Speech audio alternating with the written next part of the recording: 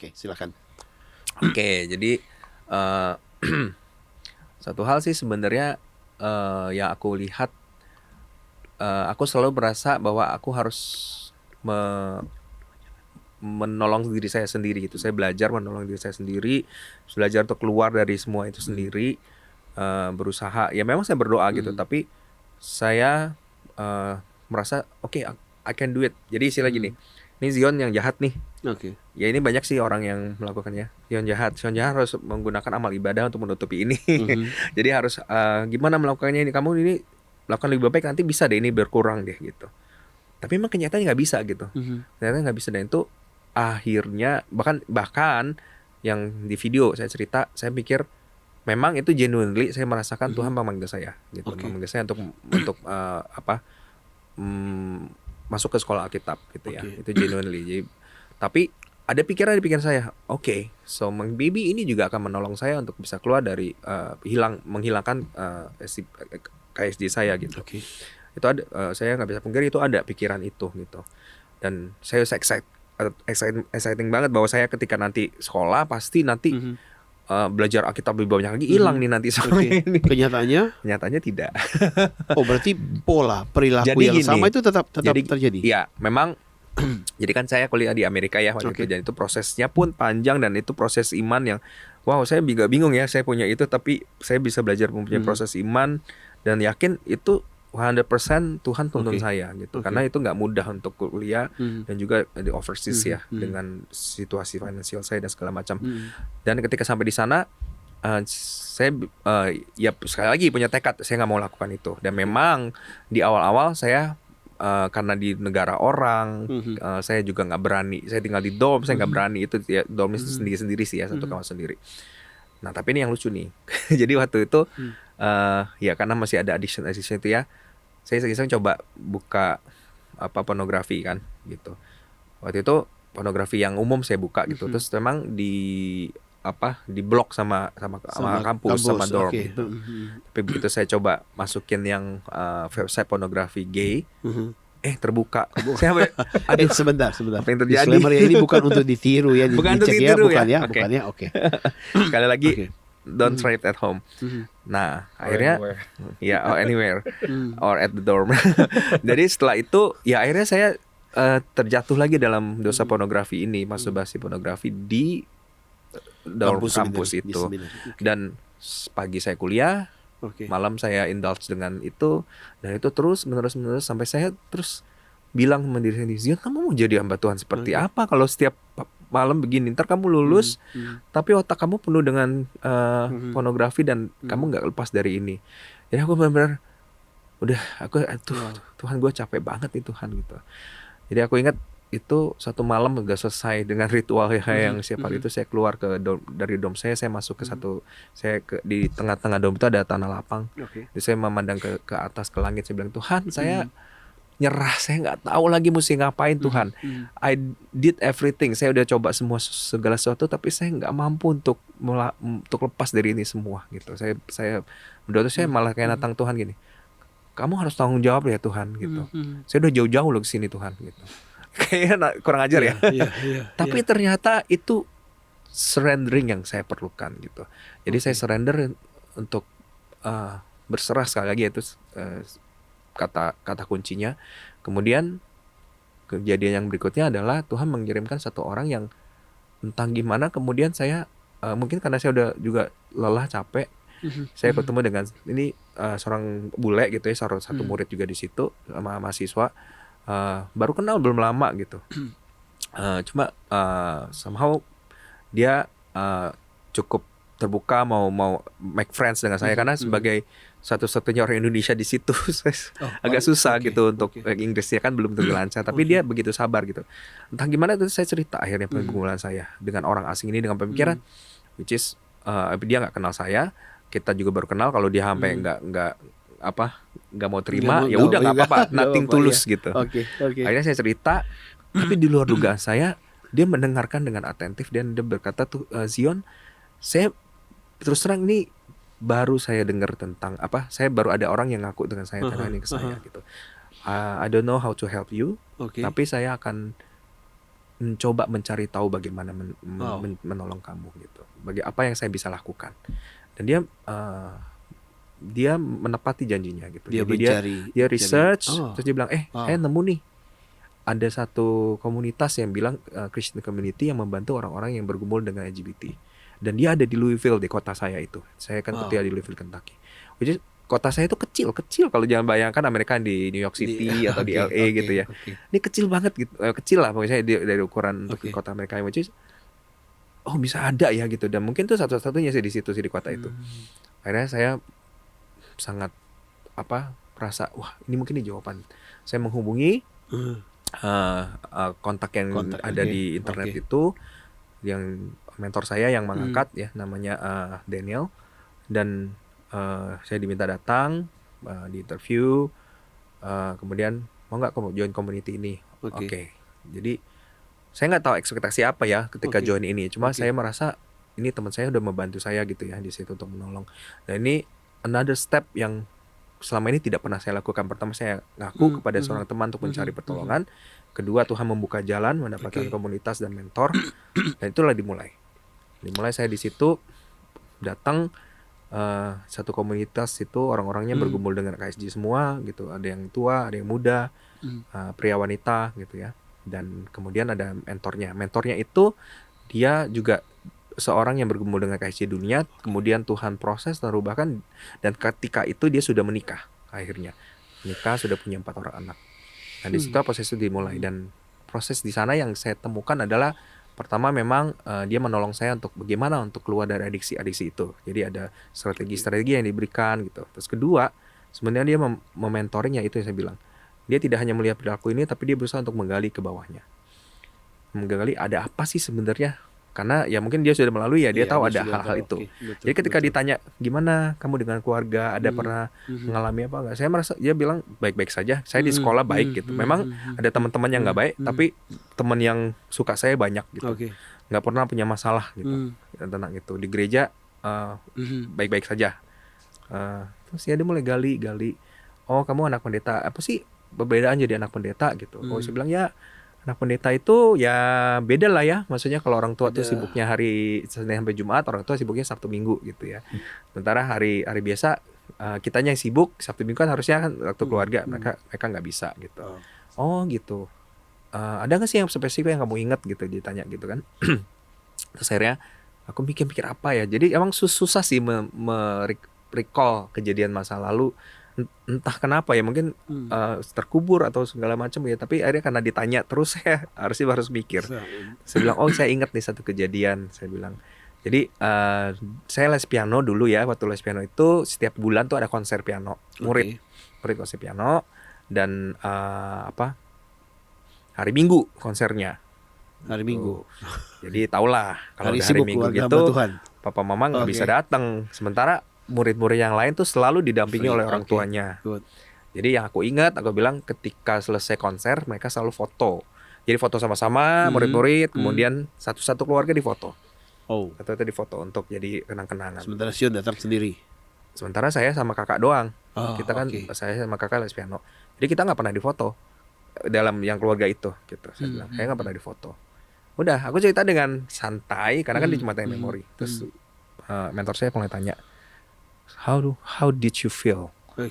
Gimana apa rasa kamu ketika kamu lihat teman-teman lain kamu ada orang tuanya, kamu nggak ada, kamu nggak bisa foto karena orang tuamu nggak datang. Saya agak bingung waktu ditanya itu ya, perasaan apa ya? Karena nggak ada perasaan. Saya cerita dengan emotionless gitu ya, nggak ada perasaan. Tapi ditanya lagi dan dia diem, dia nunggu saya jawab. Jadi saya nggak bisa nggak jawab kayaknya ya. Jadi saya mulai juga mikir gitu, kemudian kayak menggali hati saya. Apa sih yang saya rasakan waktu itu ya gitu. Saya nggak mengharapkan ada jawaban sih, karena saya juga diem gitu kan. Tapi tiba-tiba saja dari dalam itu seperti benar-benar saya rasa ini kayak ada hawa panas tuh naik. Tiba-tiba saya nangis yang luar biasa. Nangisnya bukan nangis yang malu-malu, tapi benar nangis yang malu-maluin lah. Itu nangis Bombay orang bilang ya. Iya, nangis Bombay. Nangisnya. Jadi ketika saya nangis itu saya kaget gitu. Maksudnya dalam pikiran saya, ini Sion kamu kenapa nangis gitu ya. Ekspresi perasaannya atau deskripsinya Jadi apa belum tapi jadi saya tapi yang nangis, keluar baru nangis. saya ya, nangis oke. terus otaknya mikir kenapa lu Kenapa nangis lu ya. nangis? Oke. Dan karena gini, otak saya tidak tahu bahwa itu perasaan itu ada. Jadi my kognitif tuh nggak menyadari bahwa perasaan itu ada. Jadi Oke. ketika itu keluar, ini otak bingung. Kenapa? Kok lu Kenapa nangis begini? gitu ya. Nah ketika itu Oke. terus mulut saya mulai ngomong. Kenapa sih papa nggak mau oke. datang gitu? Kenapa sih papa? Saya lupa deh apa yang saya ngomongin gitu. Tapi tumpahan isi hati saya, tumpahan emosi saya itu keluar di situ. Itu kayak klep yang dibuka ya. Ya, Kemudian jadi langsung seperti terus ada emosi yang sudah terkubur begitu lama, begitu rapi yang saya tutupi dengan mungkin merasionalisasikan apa alasan itu keluar. Dan kita itu muncul nangis dan saya ngomong apapun itu saya udah lupa dalam bahasa Inggris pula waktu itu kan, jadi saya nggak tahu. Dan mentor saya hanya melihat saya dan mendengarkan dengan atentif dan terus dia bilang gini, Zion, kalau saya jadi papa kamu, saya akan sangat bangga dengan kamu. Karena kamu begini-begini. Wah, tambah nangis lagi. Wah. Ditambah lagi kemudian dipeluk oleh mentor saya. Dan itulah satu turning point di mana saya tahu ternyata wow, I have hurt gitu ya. Saya pernah terluka ternyata gitu. Dan itu bukan dipukulin, bukan di abuse, bukan di apa, tapi silence abuse. Itu abandonment yang terjadi, fakta abandonment yang terjadi. Walaupun saya tahu itu bukan, papa saya tidak sengaja melakukan itu untuk menyakiti saya. Itu kan, itu yang harus garis bawahi. Tapi itu yang saya respon, yang saya persepsi yang saya terima adalah saya merasa terluka, merasa saya diabaikan, merasa saya tidak berharga gitu. Dan itu ternyata ada gitu. Dan itu yang saya sadari, oh ternyata itu tuh yang saya alamin. Saya merasa papa saya itu memang hadir tapi nggak hadir gitu. Dan kemudian digali lagi secara emosional, saya menyadari hanya detachment emosional secara dengan papa gitu.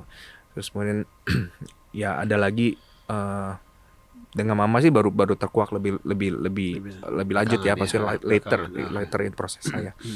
Tapi itu awalnya, dan itu sebenarnya membantu saya untuk lebih mempunyai clarity waktu itu. Oh ternyata ada needs yang tidak terpenuhi. Yang tadi dari awal saya udah ngomong, tapi waktu itu saya nggak sadar sampai titik itu di Amerika. Dan itulah yang mulai muncul, mulai membantu saya untuk juga punya hope, punya harapan bahwa karena udah tahu ada akar masalahnya, seharusnya ini bisa diatasi. Gitu. Si mentor itu ngomong nggak sih waktu konseling itu, di akhirnya bilang, saya Zion mewakili papamu untuk minta maaf kepadamu dan memeluk. Kenapa gua tanya begini? Iya. Karena saya mengalami proses yang sama ya, dan saya bisa memahami apa yang Zion rasakan dan seperti apa kira-kira situasi hari itu. Waktu itu sih dia nggak bilang minta maaf sih, tapi dia cuma bilang kalau saya jadi papa saya, saya akan bangga dengan kamu gitu. Saya kan gitu. Nah, sebenarnya proses pemulihan itu nggak cuma hari itu ya. Jadi itu berlanjut. Saya sempat ikut juga retreat pemulihan di Pacara Anugerah, yang disitulah ada momen ketika ada pihak yang mewakili jadi dari orang tua untuk minta maaf ke saya. Itu juga momen yang berharga waktu itu buat saya. Ini journey yang panjang tapi amazing kalau melihat ya. Bisa nggak sih kalau saya misalnya mencoba menarik kesimpulan ya, bahwa tadi kan saya bilang di depan, di tengah-tengah kejatuhan, di tengah-tengah gelapnya hidup, tapi kita tetap percaya bahwa firman yang dulu pernah kecil kita dengar, kehidupan bergereja, aktivitas rohani tetap akan terus mengingatkan kita bahwa kita sedang tidak baik-baik saja nih, tidak di jalan yang benar. Kesadaran itu muncul, ada keinginan perjuangan untuk berubah, tapi juga tidak gampang jatuh bangun, dan kita percaya dalam proses itu Tuhan bekerja. Tetapi kadang-kadang memang seperti kayak Sion, Tuhan bawa ke titik yang paling dalam sampai kayaknya benar-benar surrender, nggak tahu lagi mau ngapa-ngapain. Tuhan, terserah lu deh. Dan harapan kita ya, kalau dalam pengalaman banyak orang ya, di titik itu kemudian Tuhan menghadirkan jalan keluar yang enak tuh, langsung tuh kasih solusi, orang yang bisa memberikan jawaban. Tapi ternyata kan Sion tidak ya, dihadirkan seorang yang mau mendengar, dan Sion bisa cerita, tapi orang ini kemudian jadi alatnya Tuhan untuk kemudian menghubungkan dengan komunitas, dengan orang yang lebih capable misalnya untuk menolong. Dan di sana kemudian peran komunitas mulai nyata dalam perubahan ini. Saya tidak mau bilang bahwa kesadaran kita, pertolongan Tuhan dalam pergumulan pribadi saja tidak cukup, tetapi itu juga bagian dari proses di mana Tuhan membawa kita kemudian ketemu dengan komunitas dan orang-orang lain. Kalau Betul kah? kayak saya bisa menyimpulkan mungkin gini. Jadi seringkali kita punya hal-hal yang kita bilang ini nggak mungkin gitu. Jadi kita membatasi gitu. Contohnya yang saya ini aku nggak mungkin ngakui ini ke siapa-siapa. Ini aib banget. Nggak mungkin gue ngomong satu person pun orang yang terkategori orang baik itu nggak mungkin aku cerita. So aku punya keterbatasan dan keterbatasan itu menghalangi ketidakterbatasannya Tuhan, kemahakuasaannya Tuhan. Tapi begitu aku waktu itu bilang, oh dari Tuhan kamu aku serahkan tanggung jawab itu ke kamu. Artinya aku udah bilang seperti tidak indirectly bilang, oke, sekarang keterbatasanku ini aku nggak mau jadikan alasan lagi. Terserah lo mau ngapain, gitu. Terserah Tuhan mau ngapain, gitu. Dan ketika itulah ya mulai Roh Kudus mulai memimpin dan aku jadi mulai kan berani untuk ngomong. Yang tadinya aku merasa impossible aku ngomong sama siapapun. Aku harus menutupi ini rat-rat. Ya, jadi itu mulai. Jadi ketika itu ya akhirnya kita mulai bisa obey walaupun ya dengan yang nggak punya gambaran sepenuhnya apa yang terjadi di depan kan gitu. Dan saya rasa terlepas dari pergumulannya apapun ya, mungkin kalau kami kebetulan bergumulan dengan KSJ, ketertarikan sama jenis. Kalau saya kan agak berbeda ya. Kalau Zion kan lewat ada temannya. Kalau saya waktu itu sendiri di kamar. Terus saya kayak dengar suara Tuhan gitu. Saya sendiri di kamar, saya dengar kayak suara Tuhan, dan itu yang membuat, dan itu juga yang mengubahkan dari ateis saya jadi, oh iya ada Tuhan, ternyata ada Tuhan. Saya gitu langsung kayak jadi ingat lagi ada Tuhan. Terus saya kayak melihat dosa-dosa saya ditampilin, dan saya melihat betapa saya berdosa banget. Saya jadi tiba-tiba mendadak punya kesadaran karena saya sempat tidak sadar akan dosa. Ketika saya ateis saya merasa baik-baik aja kok, nggak ada yang salah mah jadi gay. Dulu saya benar-benaran percaya itu gitu. Kan saya nggak menyakiti siapa-siapa. Nah tapi ketika Tuhan mulai Roh Kudus bekerja di hati, saya tiba-tiba muncul kesadaran itu ini dosa gitu kan. Dan terus saya mau akhirnya saya memutuskan, oke Tuhan, kau, alasan saya cuma satu tadi, Tuhan kau Tuhan yang baik. Jadi ya apapun yang kau ingin perbuat dalam hidup saya pasti baik. Dan itu saya memutuskan akhirnya untuk ikut Tuhan di situ. Tapi walaupun waktu itu saya memutuskan bertobatnya dalam tanda kutip sendirian di kamar, dengar suara yang nggak ada orang lain di situ. Tapi bukannya abis itu udah saya bisa sendiri, saya hebat, saya jago gitu, enggak. Jadi tetap aja setelah itu pun saya langsung ada kayak kayak kehausan untuk mencari orang lain.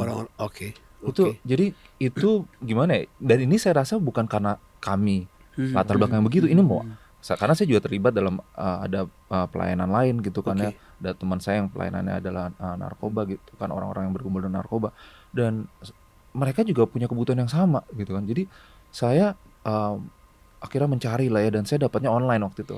Saya dapat online dan saya disupport sama mereka orang-orang yang lebih dulu, kayak si mentor si Daniel itu kan mereka udah cukup tua. Saya juga dapat, mereka banyak kasih ini saya belajar dari situ. Jadi saya rasa terlepas bagaimana cara kita bertobat, ujung-ujungnya kita tetap butuh berada di dalam komunitas. Itu seperti bara api ya. Atau dalam komunitas kita sama-sama punya pergumulan yang sama, saling menguatkan, saling menopang, saling membakar gitu kan, semangat perjuangannya. Tapi kemudian ketika berjuang sendiri, lama-lama padam, lama-lama akhirnya ya udah jatuh lagi, gelap lagi, hitam lagi, betul ya? Menarik juga sih buat saya, maksudnya ketika si Hol bilang, tadi kan saya bilang kan kalau Sion kan ada pergumulan tapi kemudian tetap butuh komunitas. Tuhan tolong secara eksperiensial, pengalaman, ternyata secara pribadi Tuhan juga bisa hadir secara pribadi untuk momen ini. Tetapi ujung-ujungnya kemudian kita melihat bahwa kelanjutan berikutnya adalah Tuhan tetap membawa di dalam komunitas yang saling menopang. Nah, sehingga kemudian bisa nggak rekan-rekan mendefinisikan kepada saya, kepada teman-teman yang mendengarkan hari ini, sejauh mana kemudian peran komunitas support itu yang menopang teman-teman di dalam proses ketika kesadaran untuk berubah, kesadaran untuk meninggalkan yang lama ini dan mulai yang baru, sampai proses hari ini. Sejauh mana pentingnya itu?